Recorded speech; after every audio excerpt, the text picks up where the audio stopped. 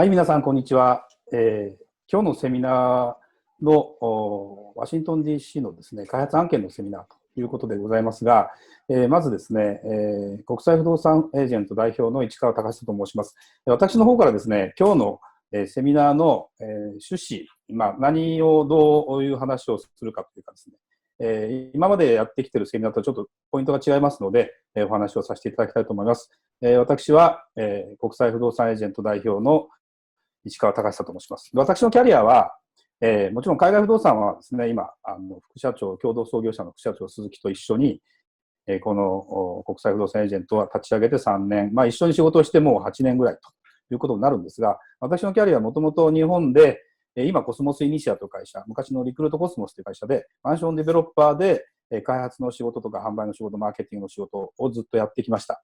で、そういう意味では、今回の案件については、ちょっと私の方からですね、開発の、不動産開発の、エクイティ投資ということでですね、そこら辺のお話をさせていただきたいなというふうに思います。本日、ご参加いただいている方の人数こそ少ないんですが、ある意味、プロ的な投資という話になりますので、このセミナーで、具体的な、物件の紹介はさせていただきますけれども、すべてを語ることがもしかしたらできないかもしれませんが、今後のですね、やり取り等を含めて、我々と一緒になってですね、もし興味があれば、実現に向けて、投資の実現に向けてお手伝いさせていただきますので、そんな形で進めさせていただければと思います。で、まず、開発不動産案件投資というのは、もうここに出てらっしゃる方だとお分かりだと思いますけども、通常の収益物件を買って、運用して、収益の金額と、値上がり等の期待を待つという形ではなくて、要は、土地からですね、その新築の、コンドミニアムなり、アパートなりをですね、建てるというところのですね、ところに、自己資金を投資しませんかという話になります。言ってみればですね、日本でマンションを建てるところのデベロッパーみたいな役割というふうになります。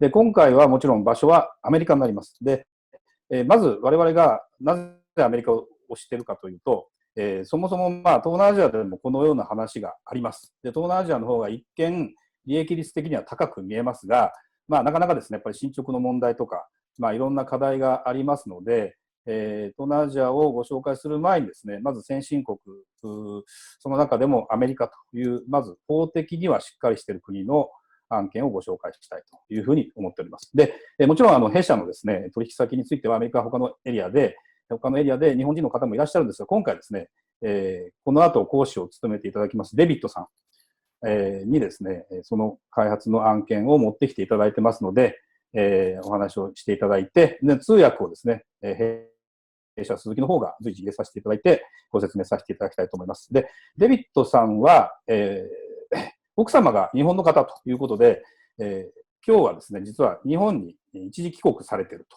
いうことで、日本にいらっしゃいます。で、当面ですね、まだ夏休みも兼ねて日本にいらっしゃいますので、もし、今後ですね、具体的な話、もっと突っ込んだ話が聞きたいということであれば、比較的アポイントもですね、取りやすいし、ズームとかつなぐのもできますし、場合によっちゃ直接お会いしてご説明をさせていただくことも可能になりますので、ぜひですね、そんな形でお聞きいただければと思います。で、実は今回セミナーの告知の時にご紹介しようと思っていた物件がですね、なかなかちょっと当初の予定の数字とちょっと違った形になっちゃったので、今日ですね、ご紹介させていただくのはまた違う案件になります。で、そこら辺の話はですね、具体的にこの後のセミナーで聞いていただければいいんですが、一つの投資の最低金額が前ご案内してたのは、2ミリオンのドルですね。だから2億円ちょっとというところだったんですが、今日ご紹介させていただくのは1ミリオンぐらいからエクイティ投資の参加ができますよというような案件をちょっと改めて新たにご用意いただきましたので、そのあたりをですね、お話をさせていただきます。で、もちろんお分かりだと思いますけども、不動産開発事業ということは、建てて、販売して、回収するということになりますので、長くて3年、短ければ1年半、もしくは2年ぐらいということで、資金回収がですね、売れなければダメなんですけども、売れることを前提に考えれば、2、3年で回収ができますということになりますので、短期投資にはなります。通常の保有して賃貸して運営してっていう5年、10年というタイムゾーンではありません。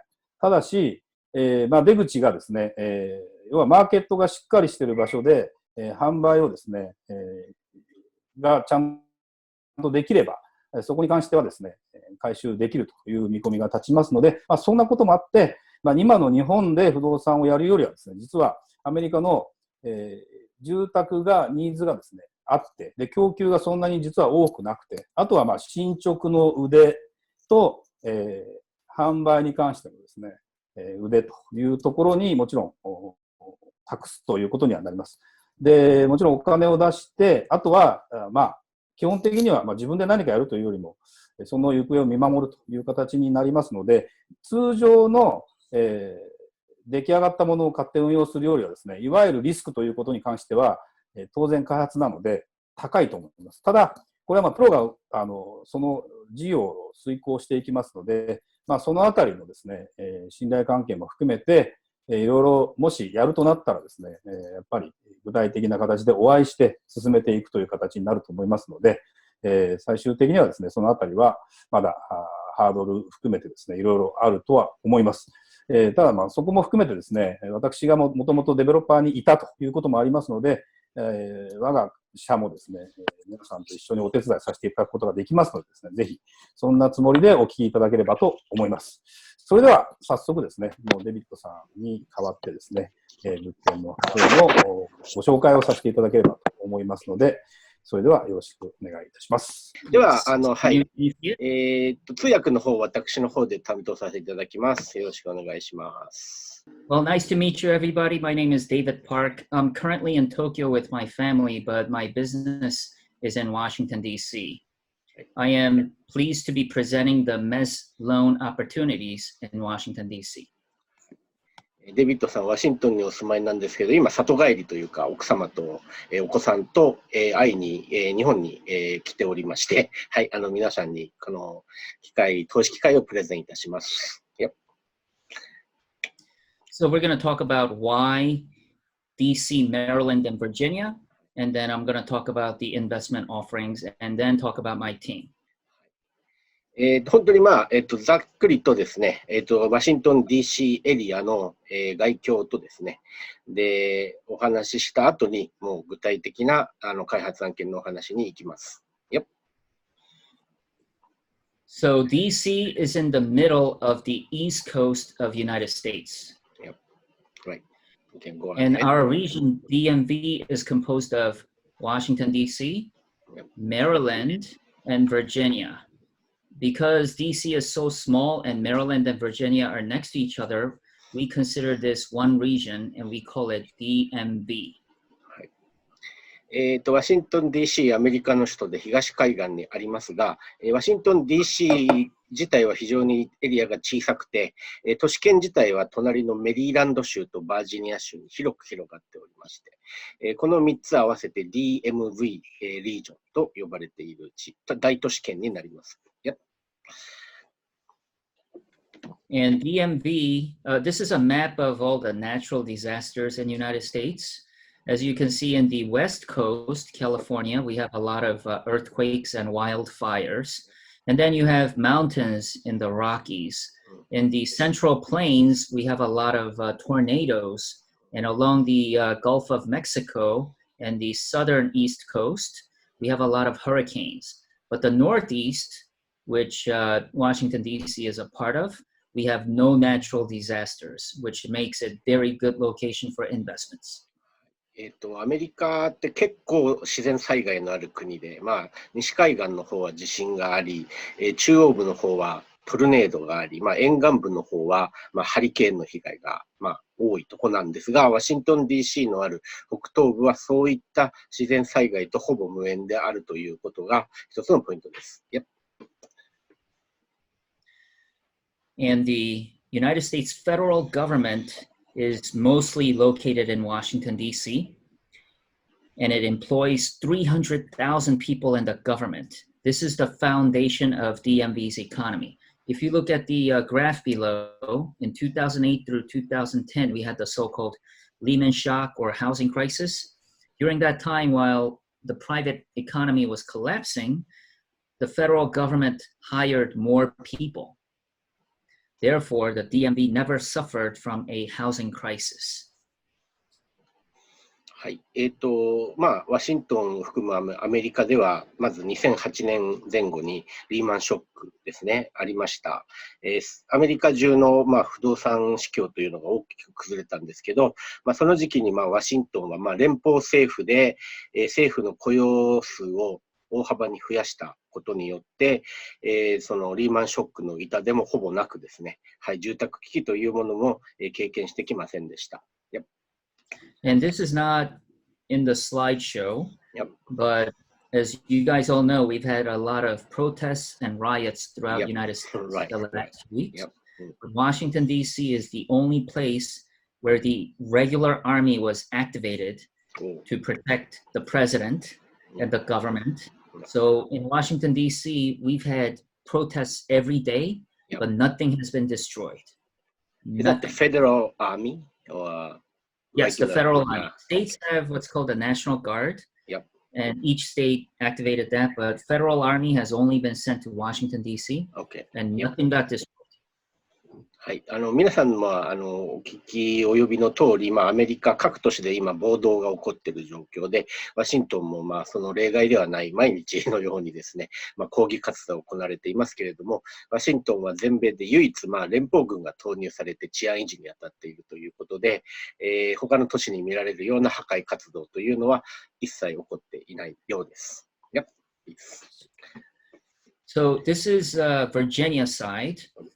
Last 10 years in Arlington and Fairfax, Virginia, which are the closest areas to where Amazon's headquarters is going to be, the property price rise has been an average of 4.2 or 4.8% per year. こちらがですね、ワシントンに隣接する、都市圏内に入っている、アーリントン、フェアファックスという場所の不動産価格の、過去の推移になりますけど、特にアーリントンというエリアは、アマゾンの第2本社が、立地するエリアで、最近大きな伸びを、見せておりますが、過去10年で見ても、年率の、不動産価値の伸び率は 4.2 から 4.8% と非常に安定的に推移してきました。And this rise was accomplished without Amazon effect. So consider this the baseline. はい、アマゾンが、立地することでさらに加速をすると予想されております。Now moving on to DC. This is specifically the eastern part of DC, which gets double-digit increase per year. As you can see, Brooklyn gets 12% per year. Pretty much every year, and Tacoma gets 10% per year. ワシントン DC の、特に東側ってもともと不動産価値が高いエリアではなかったんですけど、最近ではですね、非常に高い伸び率、年率10とか 12% というのを記録してきました。So Washington DC is shaped like a diamond, but the eastern half was burned in 1968 because of a huge riot. And since then, developers didn't touch it until about year 2000. And for the last 20 years, we've been developing the burnt area. We call it gentrification. And that's what's causing the 10+% annual increase per year. はい、ちょっとこれだけの高い伸び率を記録しているのには背景がありまして、ワシントン DC の東側は1968年に大きな暴動が起こって、結局、かなりの部分が焼けてしまいました。はい。で、その焼けたエリアはですね、2000年ぐらいまでは誰もデベロッパーもどこも参入できなくて放置されてたんですけど、近年になってからそこがデベロッパーが開発してエリアを新しくして、ジェントリフィケーションというですね、はい、より良い住民を、その地域に、呼び込むみたいな動きが続いており、それが、高い不動産価値の伸び率につながっております。And most Americans know, I don't know if Japanese know, but Amazon headquarters 2 Yep. Amazon chose Northern Virginia for its headquarters 2 location. Yep. And if you look at it, this is the White House. Can you see my cursor? Yeah. Yes. Right. So that's the White House. Yep. And you can pretty much run to these blue buildings, which are going to be Yep. Amazon's headquarters. Right. There were 20 cities that were finalists, Yep. and our region had 3 of them. As you can see, Maryland here, Washington, D.C., Yep. and then Virginia. So even though it's in Virginia, it's just across the river from D.C., and so our region is going to really benefit from 25,000 jobs coming in the next 10 years. はい。アマゾン第2本社のやっぱり選定ですけれども、やはり彼らが選んだエリアというのは、ホワイトハウスから川を渡ってすぐそこという、立地になりますと。で、アメリカ中がこの第2本社の立地に、立候補したんですけど、結果的に20都市が最終選考に残ったんですが、そのうちの3都市がワシントン DC 周辺のメリーランド州、バージニア州だったということでですね、この地域自体が非常に、専門職も多くてですね、はい、いいエリアであると。はい。それで今後、25,000人の、高給取りを含む、ワーカーがここの地域に新しく生まれるということになります。Yep. And we looked at the last 10 years Yep. of Amazon's presence in Seattle, Washington, where their first headquarters is. They set it up in 2007. Yep. So starting from 2007 to 2018, they've averaged a 14% Yep. Property value increase over 10 years. We call this the Amazon effect.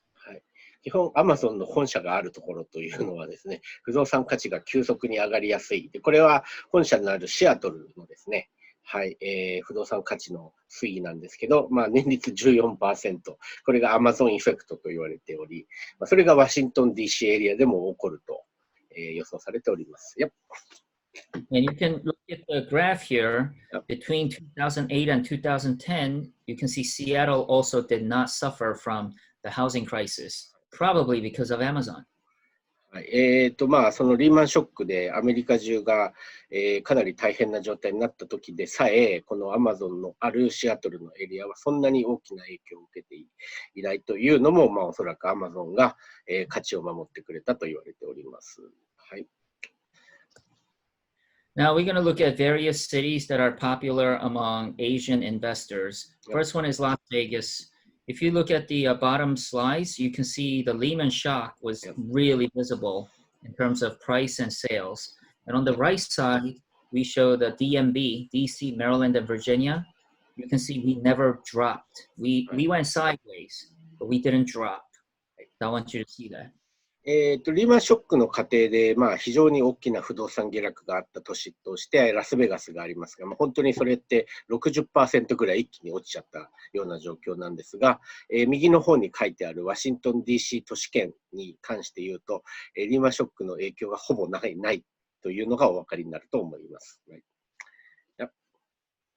And this is the same slide on the right side, but left side shows San Jose, which is in the Silicon Valley. And you can see the massive drop there as well, compared to DMV, which stays flat. シリコンバレーのあるサンホセ、サンフランシスコ大都市圏エリアなんですけど、そちらでさえも、リーマンショックで大きな下落がありましたが、それと比べると、ワシントン DC エリアはほとんど影響がないことが見て取れます。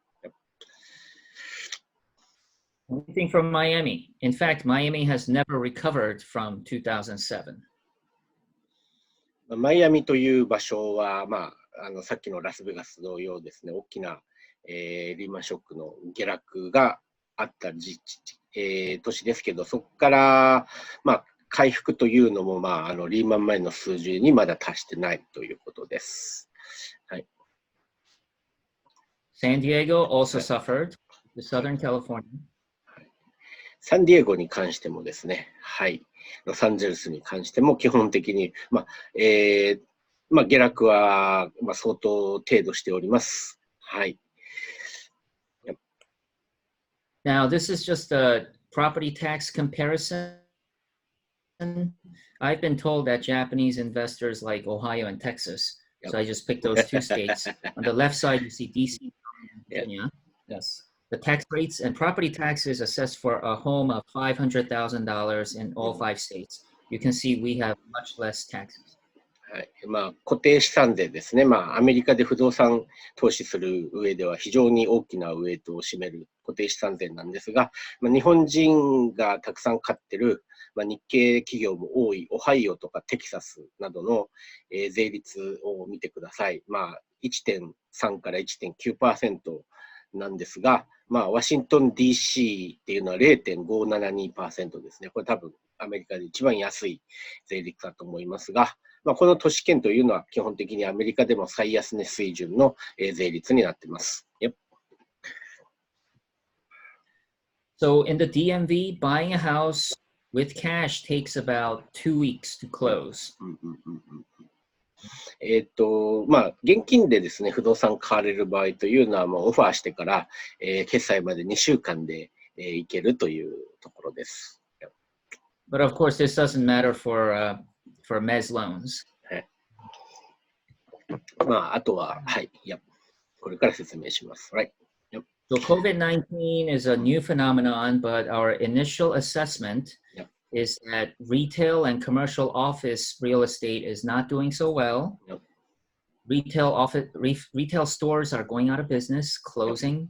The landlords are having a tough time finding tenants. Same thing with offices. Large corporations are learning that they can have meetings like this with American workers working from home. So offices are going empty. However, multifamily properties are still strong because, first of all, people need a place to live. And secondly, people are looking for bigger homes because now they're spending more time in the homes. コロナウイルス感染症の影響で、おそらく世界中でどこでも起こっていることは本質的に一緒かと思いますが、ワシントン DC エリアでも、例に漏れず、小売業は大きな、影響を受けております。オフィスのセクターも大きな影響を受けております。どちらも下がっておりまして、需要もなくなってます。それに比べて、住居物件というのはもう需要が高まる。やっぱり人々は住まなくちゃいけませんし、自宅で勤務するようになって、より大きな家を、欲しがるというですね、そういう需要も出てきて、基本的には需要が、減っておりませんということです。So, our assessment of COVID-19's effect on DMV is that it will be similar to the Lehman shock. So number one, the price, as you can see from 2007 to 2010, will hold steady and then we will recover by rising. Number of transactions will initially drop. We've already had that, but it will recover over time. Is this the one that's showing in the global financial crisis or COVID? Yes, financial crisis. はい。 Just 10 years.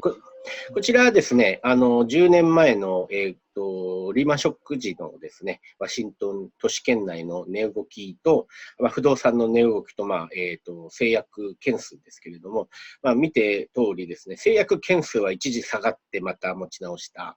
で、価格自体は下がることなく、まず、リーマンショック時を、下がらず、上がらず、同じようなレベルを推移した後に、一定期間を置いて上がり始めたという、ことになります。Yep. Right. Now we're going to talk about today, this year. So these are number of new contracts. Right. We look at contracts versus closings because closing can take several months, but contract is the point of agreement when everything is signed. So looking at it back in March, you have 4 years here, 2017 to 2020. So blue is the line that we want to look at.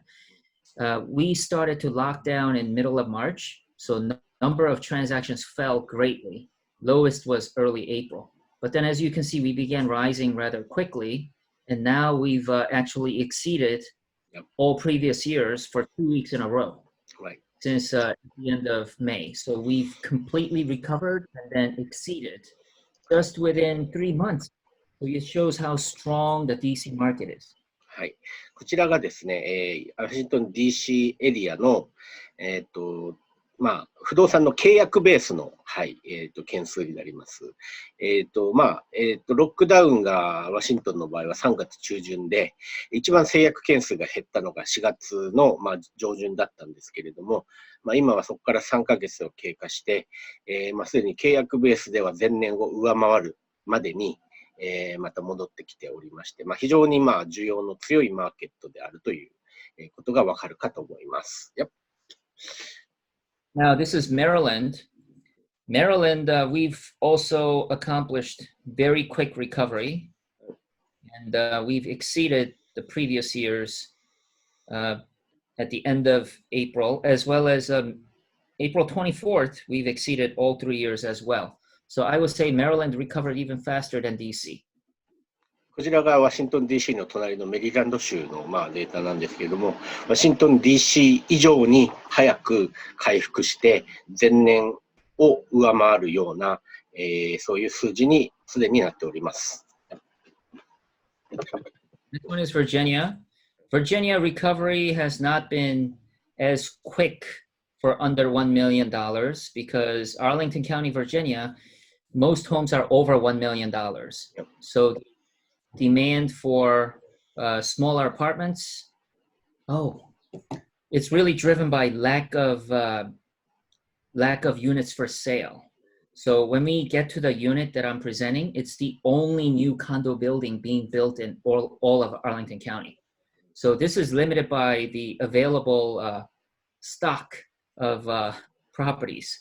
So when we put it out there, it's going to go quick.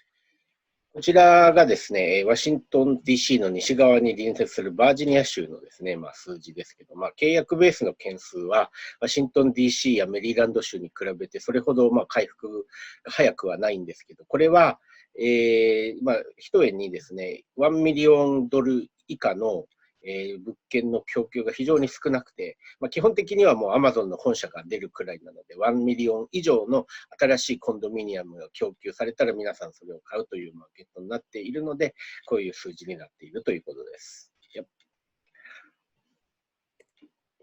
Okay, now we're going to talk about investment offerings. はい。でこれから、投資案件のお話に行きます。はい。So we have 3 offerings. First one, we don't have a lot of details for the first one. If an investor is interested, then the developer will package the deal to give you a 15% return. Right. オプション3つご提示できますけど、このオプション A というのはですね、比較的小規模な住宅開発にあたって、デベロッパーさんがオーダーメイドで、皆様の予算とかに合わせて、数字を作っていくという形で、今回に関してはそれほど、詳しくは説明はしません。And option B is almost completed, and we're going to talk in detail, but it's $1 million only. And option C is up to 14.7, but they really need $1 million. はい、今回の主題は基本的にオプション B と C の方です。で、この2つのプロジェクトは規模感と、あとはその今の進捗状況に大きな違いがあって、オプション B は、もうすでに工事着工しており、出口までが早い、1年から 1.5 年ということです。で、オプション C の方はこれも200個規模の大規模プロジェクト、住宅開発なんですが、こちらの方は約3年かかる、大規模なプロジェクトになります。私、両方とも3月の時点で現地を見ております。はい。So the first one is the LIHTC, which is a federal program to help poor people with housing. Yep. What it means is that if you look at the chart here, yep. if a developer builds a building specifically for poor people, for example, Washington, D.C. will pay this much money per month per units with these many bedrooms, which is very good. But the real good part is that there's a 5-year wait list to get into these apartments because there is a shortage of housing for poor people in Washington, D.C. So if a developer builds this, it gets filled to 100% immediately, and you're guaranteed monthly income like this. So they're able to give you 15% guarantee for, however long you guys want it. こちらがですね、今回それほど詳しく説明はしませんけれども、オプション A の、プロジェクトになります。これはワシントンの政府が、DC の政府が、貧困な、家庭向けにですね、住宅援助プログラムということで行っていて、基本的に何をするかというと、デベロッパーに、そういう貧困層向けの物件を建てていただいて、それで、入居したらお家賃を、ここに書いてある分だけ、市の政府、DC の政府が補助をするということです。で、投資視点でいうと、この、プロジェクトがいいのは、こういう住宅に入居したい方がもうすでにウェイティングリストを作っているのでですね、基本的に作って住めるようにしたらもう次の日にもう 100% 埋まると、いうことが確定しております。で、基本的にこちらはですね、年率ベースの収益率 ROI でいうと 15% が、得られるというものになります。So my personal opinion, this is not what the developer said, it's just me. Because of the Black Lives Matter protests right now, there is increased demand for more affordable housing. As I mentioned before, there's a 5-year wait for housing, which is not acceptable to the poor people. So there's probably going to be more tax credit offered by the government to developers to do this. こういうタイプの住宅供給っていうのはますます増えていくと思います。特にこの人種暴動とかもありましたけれども、基本的に彼らが5週間、6週間も待たないとこういう住宅に入居できないというのは、ワシントン的にももうありえないので、どんどんこういう住宅供給を増やしていくと。それぞれが、投資プロジェクトになっていくという、今後はそうなっていくということです。So this is a company that does it. It's run by Mr. Rashid Salem. He's now become one of top 10 developers in Washington, D.C. These are some of his projects. You can go to his website. It's livepetra.com. He started out doing what every developer does, which is, nice, sexy condominiums. But then he learned about LIHTC, and he was the first one to delve into it. Many developers don't like to touch it because it's not sexy, but he was able to make it very profitable, and now he almost does nothing but that. こちらがさっき言った LIHTC というその貧困層向け住宅の、開発をしている会社でリブペトラという会社になります。もともとですね、高級コンドミニアムですね、いかにも、スタイリッシュな、集合住宅を供給していた会社なんですけど、今はですね、そういう、LIHTC、貧困層向け住宅の方を大きく伸ばしていて、比較的お安く収益の上がるようなですね、そういうプロジェクトを、たくさんお届けしている、事業者になっております。So this is an old one. You can see it was 15%. They were looking for 4%. This completed. This is completing right now. As you can see, completion date summer of 2000. I built this slide 2 years ago. So this is done. This is just an example. こちらは過去実績になりますね。これもすでに完成済みなんですけれども、完成したばかりですね。で、基本的に4ミリオン、集めて 15% 増えて 4.6 ミリオン返すっていう形で、実績を、作っております。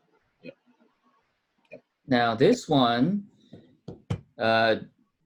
this is also completing right now, but he promised 25% because he was having tough time finding investors. But now he's amped it down to 15 because people know about it now and there are a lot more in. こちらもすでに完成する投資案件になりますけど、もともとこのデベロッパーはなかなか投資家が集まらないということで 25% をお支払いするというご約束をしていたそうです。ただ、今は、投資家さんもいっぱいいるので 15% ということで、お金が集まるという状況になってっております。And this third one was also about 20%. As you can see, it's completing this winter. The picture on the left is the concept. Picture on the right is how he purchased it. So this is what they do. They buy these rundown small units and then turn them into nice, in this case, a low-income housing. はい。こちらはですね、仕掛かり中で、現在、改築工事中の案件になります。これは、新築というよりは、もともとある、既存の、住宅をですね、改築をして、低所得者向けスキームでやっているものです。はい。こちらは、今年の冬、完成予定です。Okay, so this completes the low-income housing tax credit. He has many opportunities, but he didn't want to give me specifics for new projects until I brought an actual investor. Then he will customize different projects for that investor based on how much they want to invest. But it's going to be 10%. はい。こちらのやつが、はい、先ほど言った、LIHTC の、プロジェクトの概要になります。これで投資したいという方が具体的に出た場合、デベロッパーさんと調整して、いくら、投資をして、どのぐらいのリターンを得るかというのは、これから、ディスカッションしていくことになりますが、これから紹介する2プロジェクトは、もうすでに、今から投資可能かつですね、リターンっていうのももうすでにデベロッパー側から提示されているものです。Okay, next two projects are done by developers that I almost exclusively represent, and Mr. Suzuki actually met them. Right. A couple of months ago. Right? March.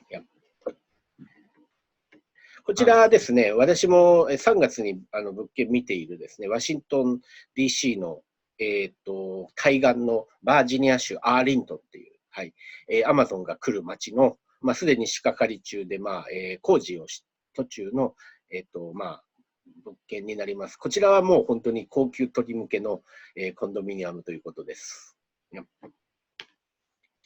Yes, so this property is where that Red Star is, which is next to, very close to 2 metro stops, and also 10 minutes drive to Amazon's headquarters too, which is down here. And there's Georgetown University, and there's the White House. So it's very central. And this Fort Myer is the Army base that protects Washington, D.C. around the National Cemetery. It's in a very safe location right next to Fort Myer. And they will complete construction at the end of September. We expect it to sell before the end of the year. こちらの、プロジェクトの立地なんですけど、非常にいい立地です。メトロステーション、近くに、徒歩圏内に2つありますけれども、その川の対岸になると、ジョージタウンユニバーシティとか、あとは首相官邸、ホワイトハウス、国会議事堂があるワシントン DC になります。アマゾンのヘッドクォーターがちょっと下の方にあるかと思いますが、そこから、車で10分です。で、すぐ近くがこの緑のとこですね。これがアーリントンの、軍人墓地と、あとはその、軍の施設になっておりましてですね、ここがもう永久眺望になっている、場所です。はい。治安的にも非常に安全です。はい。Yep. Right. Yes, I'm going to share the website here. Okay. Can you see it? はい。皆さん、今、ウェブサイトをシェアをしたんですけど、はい、見えてますね。はい、私も見えております。はい、So video is not going to come through clearly because we know it doesn't come through well over Zoom, but we're already marketing this, and just want you to know it's almost done, and it's a real project. You've seen this before the walls went up. Right. So when this was taken, is that April or This May was or taken something? about 3 weeks ago. 3 weeks ago, so May, right. こちらのプロジェクトの5月時点での、進捗状況のビデオになります。私は3月にこれ見てるんですけど、そこから、2層ぐらいちょっと積み上がって、工事進んでるなっていう感じですね。はい。So these are my agents, and you can see me there. That's me. Yep.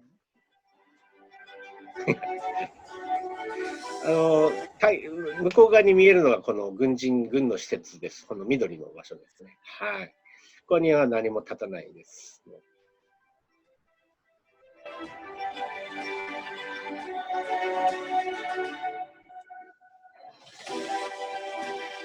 Okay, so this is our marketing page. Yep. And you can see Right. It's populating. All the units are already here. Yep. Wow, it's really slow. All the floor plans are there. Can you see it now? Yes. Yep. 今もう間取り図が見えてますね。And as we get closer to completion, we're going to put actual photos on the website as well. Right. 間もなく、はい、完成に近づくので、詳しい写真とかも出てくるかと思います。These are all the amenities and fixtures. こんな感じでコンドミニアムでなかなかいい、はい、内装で、まとめる予定です。And with what's in the neighborhood, as you can see, it's very central to the corridor here of all the shops and everything, and it's right next to the military base, which gives it much safety and protection. Yep. これもう地図で見るように、メトロステーションのあたりに商業施設とかビルとかたくさんあって、本当に、都心といってもいい場所です。And all these places where people that live here could possibly work at is all within 15 minutes by car, including Amazon, Pentagon, and Amazon headquarters too. もうここに住むとですね、アマゾンにも行ける、ペンタゴンにも行けるですね、国会にも行ける、ジョージタウンにも行ける、どこでも、車10分圏内で行けます。So this is the property. Let me go back to the presentation. Right. Okay. Okay, let me stop share and then. Yep. Then share new. Yeah, shares. Yep. Okay. Right. Yep. So we're back to the unit here. Yep. Back already. Okay. We just talked about this. Now, this is where we are. We are in the second half of June. Yep. As you can see, we still have interior construction left and painting. But we're going to start selling probably, mid-August. Yep. But we're looking for a mezz loan right now. Mezz loan. That's right now. It's probably going to start like early July. We're looking at 12 months or 18 months. So maturing in June of 2021 or January of 2022. こちらが全体のスケジュール表なんですけれども、現在が、この赤い印があるところで、今はインテリアコンプリーション、インテリア、はい、内装の方をやっているところですが、販売自体は上の方に書いてあるプリセールっていうところですね。8月の中旬あたりに始まる予定です。で、下の方が一番大事ですけど、これメズローンっていうのは、皆さんのこれ投資プロジェクトになる部分で、基本、この開発資金の一部を出していただいて、で、このマチュアーズっていうのは要するに満期、2021年の6月ないしは2021年の12月でお金が増えて返ってくるという意味になります。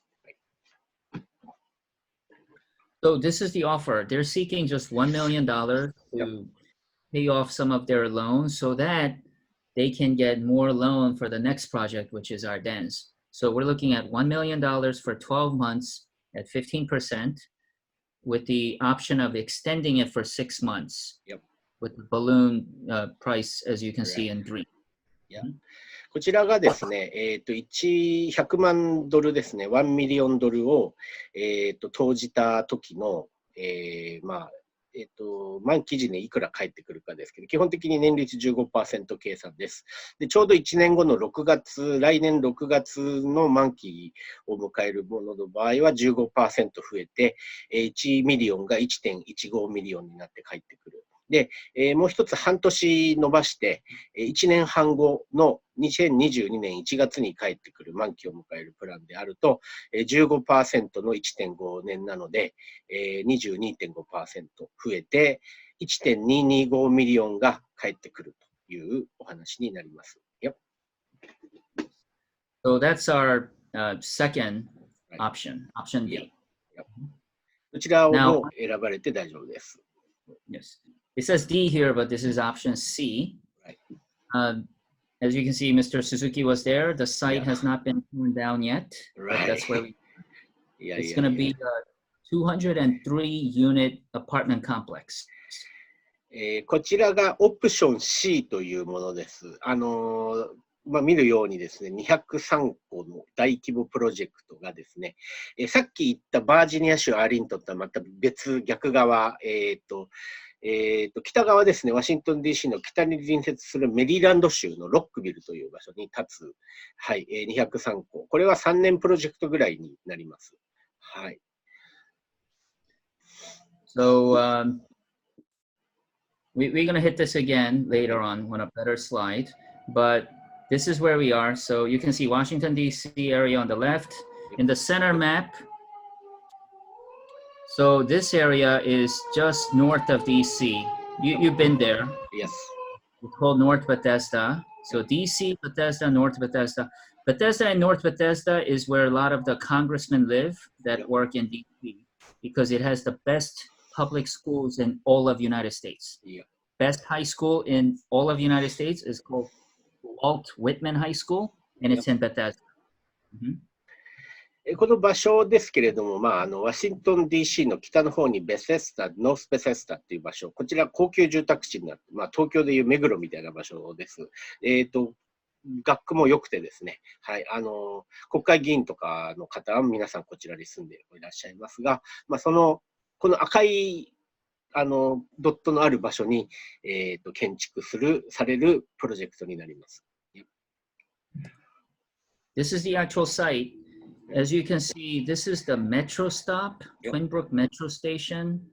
And this is an older development, not old, but existing. There's another development. And here's a townhome row that we were able to see from the current parking lot. And they're building right here. So it's 1 block away from Metro Stop. And if you remember, there are shopping all over this street. Yeah, right. There's even a ramen store, sushi restaurant. Everything is here.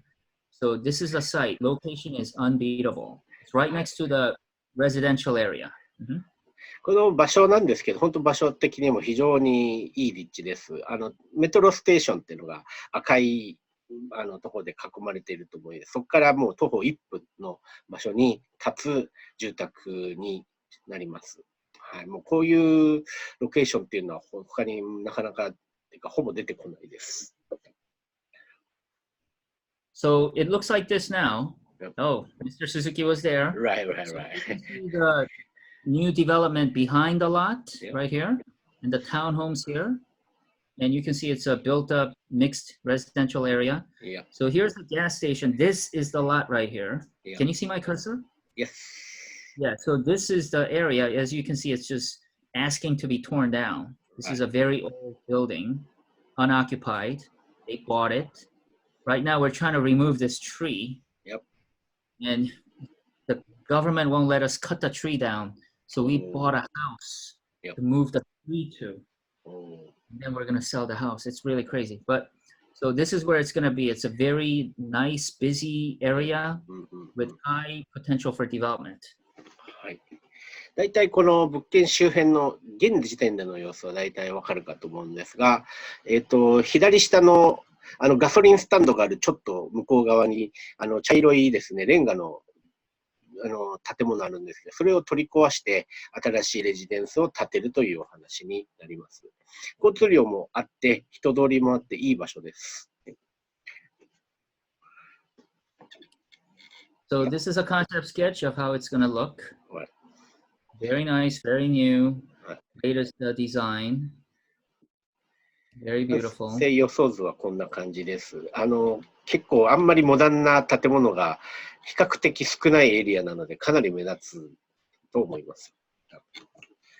Yes. And Americans like to drive a lot, so we need a lot of parking space compared to Japanese. So there's 2 floors of dedicated parking. as well as ground level parking. 基本的に、はい。車がたくさん必要になるので、2フロアはパーキングにしてですね、プラス、地上部分での、はい、パーキングを作るという形です。はい。So it's going to look like this. Yep. On the ground level, the center will be empty with a pool. Yep. And this is the, building rental office. Yep. Then below will be parking, so on. はい。この辺1階、2階、3階ですね。基本1階、2階はパーキング。3階から居住部分が始まって、プールとか、セールスオフィスとか、この3階に設けられます。Yep. So that's how the pool is going to look. Yep. はい。完成予想のパースはこういう感じになります。Yes. So it's going to be 203 units. Yep. Of residences. And to build this thing, we need a total of $73.5 million, of which they've put in about $4 million already to purchase the land and such. Right. And the commercial bank is going to lend them $55 million. Yep. So the mezzanine loan that we're seeking is $14.7 million. はい。こちらの方が、プロジェクト全体の、収支、計画になりますけれど、基本的にその資金は73ミリオン、必要になりますが、デベロッパーが約4ミリオン弱をすでに拠出済みで、あとファーストモーゲージという、これが銀行からのローンですね、55ミリオンすでに引けておりますと。で、メザニンローンというところで、皆さんからの資金出資は 14.7 ミリオンまで、はい、募集をしておりますと。はい、ことです。So this is the breakdown of units and their rent. So this is not a condominium. Yeah. I still don't understand the definition in Japan, but in America, condominiums are sold. Each unit is sold. This is a rental apartment. So none of this will be sold. Yeah. The developer is going to keep the building and rent them out at these rental prices. So this is assumption is the developer keeps and rent it out, right? Yes, so this he's going to rent it out. こちら、参考資料ですけれども、基本的にどれぐらいの賃料で貸せるかという、ことですね。はい。これは、皆さん見てる通りですね、だいたい60平米ぐらいが、2000ドル近くの、月額家賃で、貸せると。ワシントンっていうのはそういう、マーケットです。ところです。So once it's completed and fully rented, expected rental income is 5.7 million per year. これ全部が、賃貸に出した場合の、年収がですね、5.7 ミリオンになるという試算になります。はい。Now, there's something that I need to bring up for the entire DMV area. Yep. 10% of everything a developer builds must be for low-income residents. In this unit, where it says MPDU, so it's 29 units. Yeah. They have a lower rental price, as you can see. 時々ですね、この611とか612っていう、書いてあるところに、かなり、低い家賃で、想定されている部分があるかと思います。1240とか書いてあるところ。これは、要はワシントン、都市圏のルールでですね、集合住宅の一定数は、低所得者向けに貸さなくちゃいけないということがあって、それに対応して、いる住戸ということになります。Again, this shows how the $73 million breaks down in terms of constructing. こちらがですね、73ミリオンの総工費のこの内訳になります。はい。基本的に、実際に建てるというコストが大きいことがわかるかと思います。And this is operating expenses. This is the overhead expense that the management will incur every year that the building is operational. こちらが間接費のまあ一覧表になりますね。オーバーヘッドですね。はい。1.3. はい。1.3 million? はい。毎年1.3ミリオンがまあ間接費としてかかることがまあ見込まれております。はい。And this is the construction calendar. We're looking 1, 2, 3. We're looking 3 years down the road. Yep. So right now we're 4 to 6 months away from permit. Site plan was approved June 25th. Hi. June 25th. Okay. Yep. That's in the future. All right. And senior debt funding will take about 8 to 10 months. Yep. Construction 20 to 22. So we're looking at finishing by the end of 2022. Right. And market absorption is when we're going to put the units out to rent. Yep. And we expect it to fill up quickly. Right. But as you can see, the 3-year mezz loan ends by end of June of 2023. Now this matters because how much we offer as return will depend on how many of the units have been rented by middle of 2023. The more it's rented, the higher we can offer. こちらがですね、全体のまあ工程表、スケジュールになりますけれども、まあ、基本、今の状態は、まあ、シニアのローンという、まあ、銀行ローンを引くのと同時に、このメザニンという、まあ、皆さんの資金出資部分ですね、こちらの募集を始めますと。で、今、6月の終わりに近づいております、2020年。で、基本的に満期は3年後の2023年の6月末という、ことになります。まあ、その期間中に、すべての資金を、調達した上で、建築にかかり、2023年の初めから、まあ、販売というか、マーケティング活動になるということです。Okay, so rental income each year, we're looking at 5.7 million, and then the expenses of 1.3. Debt servicing is paying off the mortgage, gives us net operating income of 1.8 million per year. Yep. But that 1.8 assumes 100% occupancy. Actually, say the developer, after the completion, developer will rent all the like rooms, like units. I was thinking it's something, it just sell it to the owner occupier, but it's not happening, right? No, this is not condominium. This is rental apartment. Rental apartment. Understand. はい。基本的にこれって要するに収益型のレンタルアパート、一棟アパートを作って、まあ、ディベロッパーがそれをまあ賃貸経営をするものを作るということになります。こちらが、レンタルインカムですね。はい。1年に、グロスで 5.7 ミリオン。そこから、月々の返済と、まあ、諸経費、諸税を引いて 1.8 ミリオンの年額の賃貸収入をネットで得るという計算になります。Right. Yep. So this is kind of complicated, but the red numbers are fixed.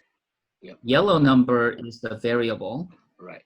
And my calculation is that to hit an NOI of $1, rental income must be 3.8 million, which covers the red. And that equals 67% occupancy. Right. And now, because the developer is guaranteeing 15% or 10%, anything up to 60% occupancy gives you 15% for the first million and 10% for everything else.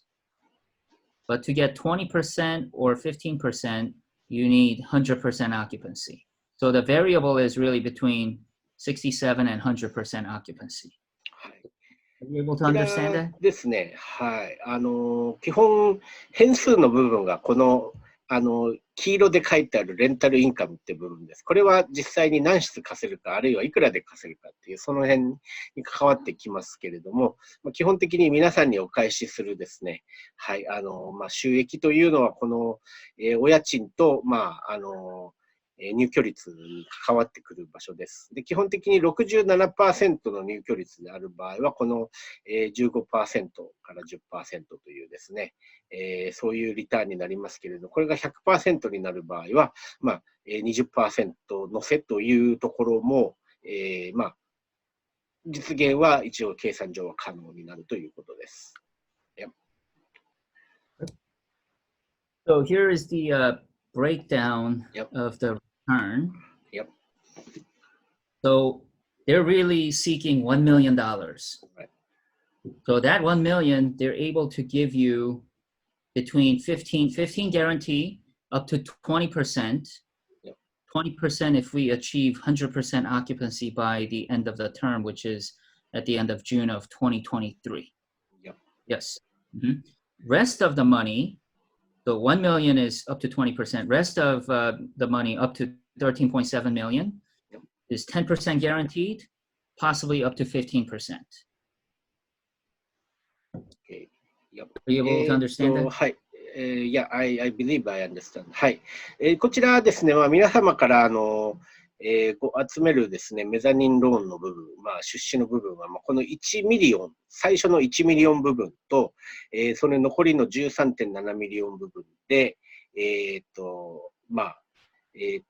ターンに違いがあるんですけれども、基本的にこの1ミリオン部分に関しては、2023年6月時点で 100% の入居率と、想定家賃を実現した場合は、年率に直して 20% のリターンが、取れます。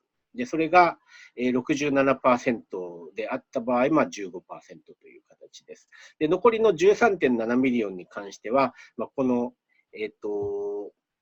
表に見るように、10% から 15% の間で、これも入居率、入居家賃、見合いの、リターンという形で返されるということになります。はい。Okay, so again, this is what I was trying to explain before. Yep.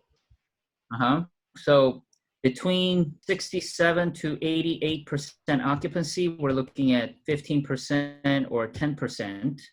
But 100% occupancy, we're looking at 20% for 1 million or 15% for the rest of the amount. Yep. So another thing is redoing the slide last night, preparing for this presentation. Yep. I think it's kind of strange that the variation between 15% and 20% is all between 88% occupancy and 100% occupancy. Yep. So I think I can convince the developer to make it so that 15% is at 50% occupancy, and then stepping up to 20% at 100%. I think that will make better for the investor. Just clarify what happened if the occupancy is 88%. Please say it again. Yeah. Oh, okay. Yep. 88% is just 15%. Okay. So I don't think that's good. So I'm going to convince the developer Yep. to offer you 15%, not at 88% occupancy, but at 50% occupancy. Okay. Stepping up to 100 at 20. So 75. Yep. 17.5% return. Something like that. Simpler. Yeah. Is that the number finalized or still under discussion? They will accommodate Yep. what the investor wants. Okay. Because they need. 基本的にですね、これ、投資家とデベロッパーの間の交渉と相対取引みたいな感じなんですけど、現時点でのデベロッパーが今提示してきているのが今この表に書いてある。はい。2023年6月時点での入居率が 88% だった場合 15%、で 100% だった場合 20% までいける可能性があるという条件で今ご提示しております。これは年率なので、はい。最大限、それがアチーブできたら20% というところの可能性があるということです。Now, my personal opinion is that we will be able to reach a very high rate of rental numbers within the 6 months, right. Because it's one block from the metro station, and these young people who are mostly going to be the renters can work pretty much anywhere within DMV and travel by the subway. いや、基本的にですね、立地が非常にいいのと、住宅需要が非常に盛んな地域なのでですね、100% の、入居率というのは、十分実現可能ではないかと。当然未来のことなので、こう必ずもなるというお話はしませんけれども、これまでの経緯からするとその可能性は十分あるというふうに見ております。So now we're going to talk about my team. はい。じゃあ最後にこちらの Sotheby's International Realty. デビッドさんはサザビーズという、日本でもリストサザビーズというグループですけど、そちらに所属するエージェントさんです。So we are in 60 different countries around the world. Yep. And, list is in DC. TTR Sotheby's is our company franchise in the DMV area. Yep. こちらですね、サザビーズグループの世界的なプレゼンスと、支店数と、あとエージェント数ですね。これ見ていただくと分かるように大手さんです。We are a franchise, so each city or a country has a different company. Yep. So everything in Japan is on their list, but in United States, we have about 40 different companies. Yep. TTR is just one of them. はい、リストサザビーズグループは日本だとリストサザビーズなんですけど、アメリカだと40都市にあります。それぞれ違う名前。ワシントン DC は TTR サザビーズという名前になります。